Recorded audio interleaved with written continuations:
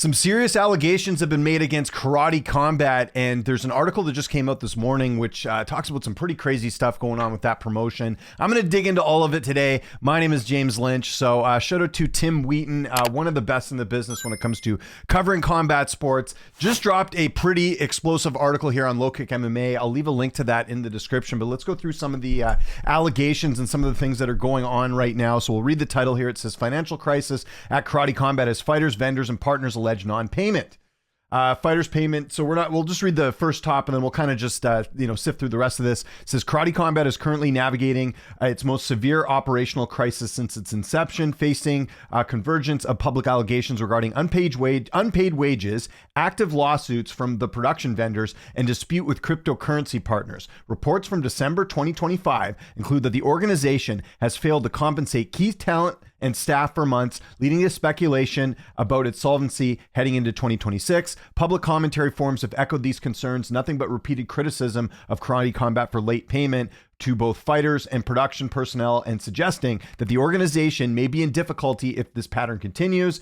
In these discussions, community members have linked payment problems with notable decline in production quality and uncertainty over the league future. So just right out of the gate, a lot of uncertainty there. So I'll mention, even before we dig into some of the stuff here, I had Luis Pena, who I know quite well, former Ultimate Fighter competitor, who's competed for Karate Combat. He actually reached out to me and said, hey man, you got to do something about Karate Combat not paying their fighters. I haven't been paid. And I was like, yeah, okay, well, I'll gladly talk to you and let's hear your story here. Obviously there's two sides to every story, but I told him to reach out, and then I noticed that, and then I saw him post something on Instagram, and I noticed that was deleted, and I haven't heard anything since. So I believe Luis Pena got paid, but there's a lot of other people in this article who have not been paid, from both the competitors to the staff, allegedly. So let's get into some of this a little bit here. First, we'll start with Adam Kovacs.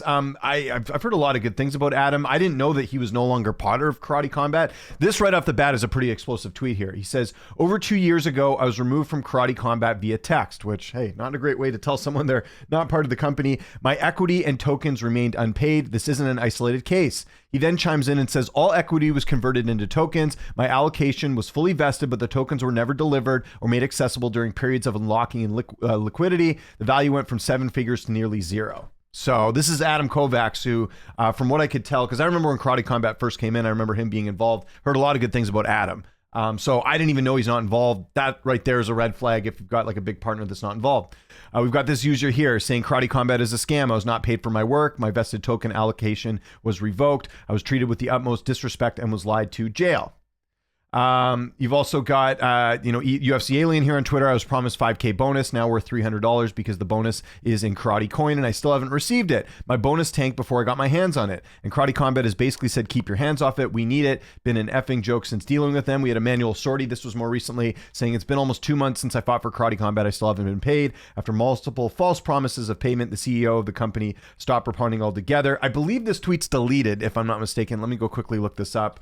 So I think like some fighters are not getting paid, and then maybe some are, or maybe there's some legal stuff involved. I'm going to just have a quick look here and see if that tweet is still there. Yeah, I'm looking on the timeline right now and I'm not seeing it. So I don't know if he got paid or he was told not to post something. I'm not sure, but either way, again, where there's more smoke, there could be fire here, so to speak. Vendor lawsuits and production crew walkouts. The Freeman Company suing for $221,000. On-set services $90,000. Limitless licensed sounds claiming $75,000. AJ Arosia, who is a manager for First Round, posted this story here. So I guess the president of Karate Combat said there's a red line in combat sports. You do not book a fighter that is signed exclusively to another organization, or you go to business. And this looks, by the tweet here, that a fighter, I guess, that was signed to Karate Combat fought for Dirty Boxing. And then AJ chimes in and said, this clown is deleting my comments with the truth. Keep this post going. He's manager by Danny Rube, not First Round. They were signed to Karate Combat and never fought once. Asim put Anvar on the shelf. Ruby fought a fight elsewhere and got his fighter paid as a matchmaker. As the matchmaker, this issue is between Karate Combat and the fighters team, but they did the right thing. These fighters have bills to pay and families to feed. Karate Combat guys stop signing guys exclusively just for them to sit. So yeah, there's a bunch of token stuff too. There's a bunch of crypto stuff. I mean, we've seen so many crypto scams with the rug pulls and all that different stuff. So anytime a promotion's involved with crypto, I got a little bit leery because again, there's always like you guys remember, for example, I mean, this isn't a scam, but you guys remember in the UFC they had the crypto performance of the night bonus, and then it just like magically went away, like they didn't say anything. So I don't know. And listen, I'm a believer in crypto, but anytime there's crypto involved with some of these newer promotions, I get a little bit weary here. So it says crypto partner conflicts and leadership tensions.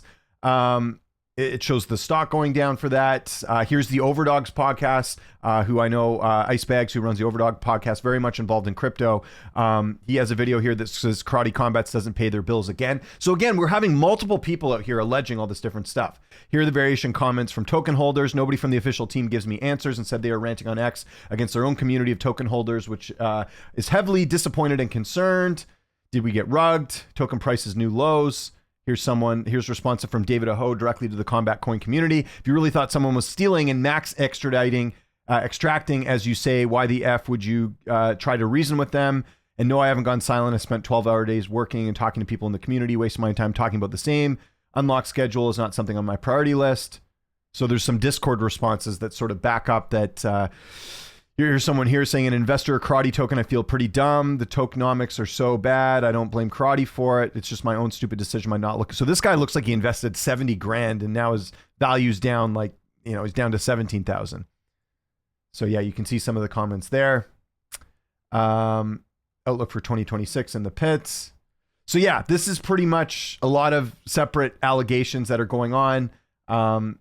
Market sentiment around the league's property token karate has turned bearish, with extreme fear indicators complicating the organization's ability to raise capital through its primary crypto native channels. With confirmed lawsuits from vendors, recurring allegations from fighters like Sordi and Pena, the stained relationships with key crypto partners, stakeholders are openly questioning whether Karate Combat can sustain operations through the next fiscal year.